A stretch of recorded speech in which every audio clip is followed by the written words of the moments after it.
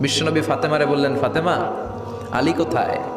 ফাতেমা বলল, আপনার জামাই আলী আমার সাথে ঝগড়া করে বাইরে গেছে। বিশ্বনবীর চেহারাটা আগুনের গোলার মতো লাল হয়ে গেল। বিশ্বনবী ডেকে বললেন, ফাতেমা, তুমি বিশ্বনবীর মেয়ে হতে পারো, কিন্তু আলী তোমার স্বামী। আলী যদি তোমার উপর নাখোশ থাকে, জান্নাতের দরজা তোমার জন্য খুলবে না। কোথায় গেছে আলী, কোথায়?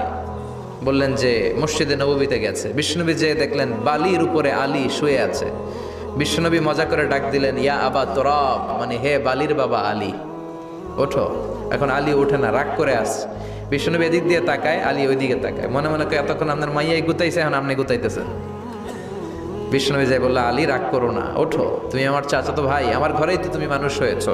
ঘাপটি মেরে হাতটা ধরে টান দিলেন। সাইয়েদনা আলী উঠতে বাধ্য হলেন, ঘরে নিয়ে আসলেন। নিয়ে এসে বিশ্বনবী খাটের মাঝখানে শুইলেন, ডান দিকে শোয়ালেন আলীকে, বাম দিকে শোয়ালেন ফাতেমাকে। এবার মেয়ের জামাইকে আর মেয়েকে বুঝাতে